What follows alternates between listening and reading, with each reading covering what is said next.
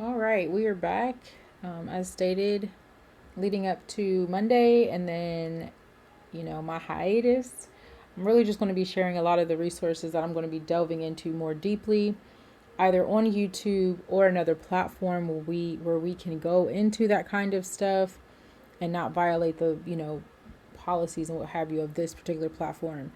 And because this stuff is also sensitive. So, yeah, I really want to start looking into the royal families that were integral to the formation of pharmakia and just what will become of that.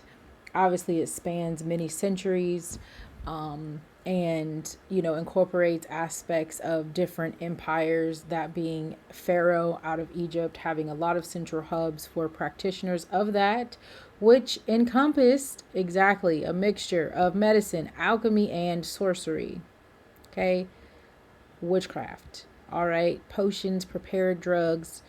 And here's the thing that a lot of people don't understand: Satan and his minions, right? The many fallen angels that made a pact with him. And they've got, let me tell you, a very organized way of operating. Again, demonology, venture there at your own discretion, but it really breaks down and explains their hierarchy and how they work. And they are numerous. They also can perform miracles. They also can appear as angels of light. They also can do wondrous things in the earth, as we saw with Moses and the Israelites coming out of Egypt, and the things that Pharaoh and his diviners were doing, and his musicians and sorcerers, right? Almost going trick for trick, like it was crazy. Anyway, so yeah, very interesting. It's looking into that, the Persian, sort of Arab history behind it as well, because they were very integral in that time. And also, this was really interesting. So, a lot of Italian records and manuscripts are starting to surface for me in my studies.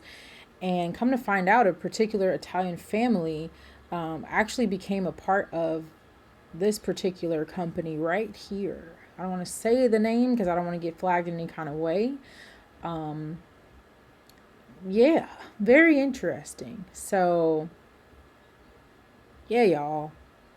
Interesting, interesting, interesting stuff. And the thing is, it's not just these potions that can open you up, and certain substances from plants that can open you up to spiritual possession ultimately, but even certain movements, certain chants, certain meditations, which I kind of spoke about in the practice of yoga. And I was just so really offended in my previous studies, nearly 8 years ago, when studying herbalism, again at the American College of Healthcare Sciences. And we had an assignment where we had to study, yoga. And they didn't really want us, of course, going into the origins of that particular practice, but how would we incorporate that as a modality for wellness and all the things. And I was like, yeah, interesting. I'm going to choose to go ahead and study the origin of a lot of this stuff, where it comes from, what these poses mean, and all the things, and speak to that. And my professor, let me tell you, if you haven't gleaned already, you know, and it's been the experience my entire life. So at this point, it is what it is. But I am not here, I don't believe, put on this earth to go along to get along or to make people comfortable. That is quite literally not why I exist. And that's been evident since my conception. So, all throughout my life, right, I have in one way or another rocked the boat. And I don't know if it's because of the ADHD or what, baby, but I'm telling you, I just have a way of uncovering truths and shedding light on things that make people very uncomfortable, and speaking truth to power in situations where people would rather I shut my mouth. And so that's just not what I'm here for. So throughout my collegiate journey, I've had some very interesting, albeit honestly amazing, back and forth debate, banter, what have you, with my professionals, my professors. 13 years ago, when I was in college originally for computer science, my closest friends were two of my professors, my English professor and my film professor. And then seniors. And so I've also never have really had or been close to people who tend to be my age or younger.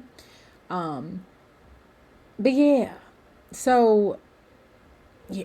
I do have a lot of those instances in courses, and I've since kind of learned to chill out just because I don't really have the energy for a lot of that anymore.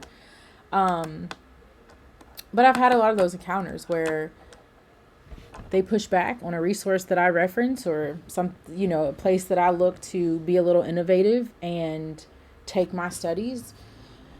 And it's like, isn't that what we're here for? To expand our minds and build upon. I mean, I'm not paying and indebting myself to just be completely indoctrinated. Like, come on, come on. Some of this stuff I've got to challenge. I'm sorry. And a lot of times it's kind of like, did you just Wikipedia that, your response to my situation? Or is this actually coming from a place of like real scholarship? And, they don't like that either, being called out, especially because there's this sort of power dynamic, right? And so, yeah, been a very interesting journey. But ultimately, sorry, I went on that whole diatribe to eventually bring it back around and say, yeah, I understand this. And so I'm not okay with just employing certain modalities or practices that I know fulfill this purpose. And even though I may be a part of collectives or whatever, things that I don't have control over with individuals whose sole work and focus might be those things, it's not a part of what I do, and I don't desire for it to be. And that is also why before I even venture into anybody's medical school, I want to have a good foundational understanding of what knowledge truly is from on high, and of what knowledge I'm going to have to be like bye-bye. Because, yeah, I'm not trying to be out here, too much employing stuff that has gotten us in a mess for centuries. Okay? So anyway, looking into that and just the origins of that and how it's informed the modern, okay? Global, mind you, like I said, the world over, right? Of today. And then, I was able to find John Transcendent's journal, one of the earlier plant hunters. So I'm interested. Y'all know I love seeing these images of the actual, and there's his name, journals and covers and what have you. So, and look at how, gosh, antiquated this thing is.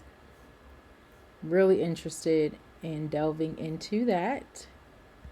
And then also looking into some of those Persian records, which this is still, one that's fairly more recent, not as old as the Dioscorides de Materia Medica or Pliny.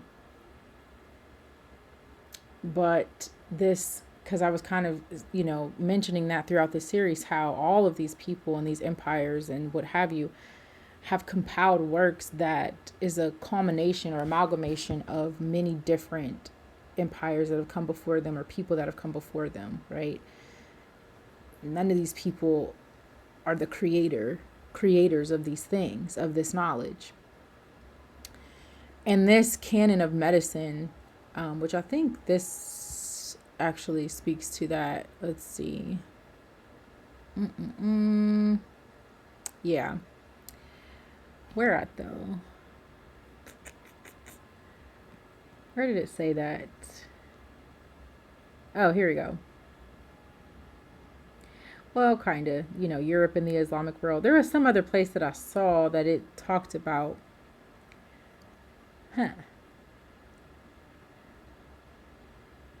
Okay. I don't know where that was, but basically, yeah, these influences. So I'm trying to find that now. Over one of the traditional Chinese medical books, I'm looking at it right now on my bookshelf. It's the Materia Medica as well. It's the extended edition, and that thing cost me close to $400. That has, I think, about 700, 600 or 700 different herbs and plants. Yeah, I think. Hold on, let me see. Yeah, I think it has. Well, no, yeah, I mean, it's got about, wow, it's got 553 substances used in China in the Chinese pharmacopoeia, and it's got about 480 principal entries. So the development of the materia medica for traditional Chinese, I'm reading from this book. This is the introduction. It says that Chinese medicine originated in places such as Southeast Asia, India, the Middle East, and the Americas. And I'm glad that they acknowledge that, because again, all of these works are compilations of knowledge and information that has come before them, right? So even in the Americas and the Middle East, very important, because again, that is where the children of Israel sojourned and where they were taken into captivity in many cases. And like I said, the book of Noah that has come from Shem has informed all of these medical systems. All right. So yeah, this is in the brief history of medicine and herbs in China section. And then they go into taste and properties, ascriptions of actions of herbs, different techniques and stuff. I don't really employ any of this stuff into the kind of model of practice that I use, mainly following like the principles of Western herbalism and tweaking that to be more in line with a lot of the ethnobotanical practices of my people that, incorporates less of the hoodoo and more of the biblical based, which hoodoo, again, in its earlier stages was also biblical based, practices. But yeah, it's still a really great resource, and I aim to invest in as many as the Father will allow to have in my possession from all over.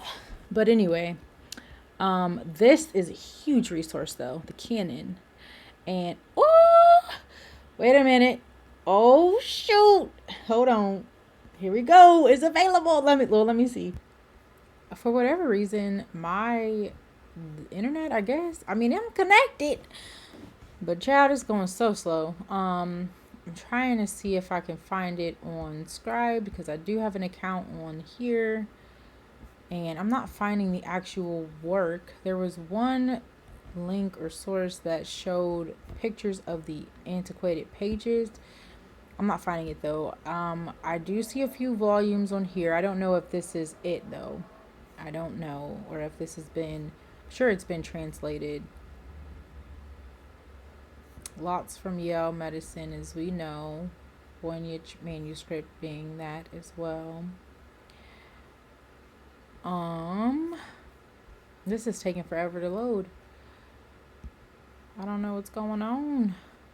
All right, I'm gonna find it and get back to y'all, and we will go from there. I wonder what university or museum it is at. Interested to see that. And yeah, y'all let me know what y'all think in the comment section below. All right, y'all be blessed.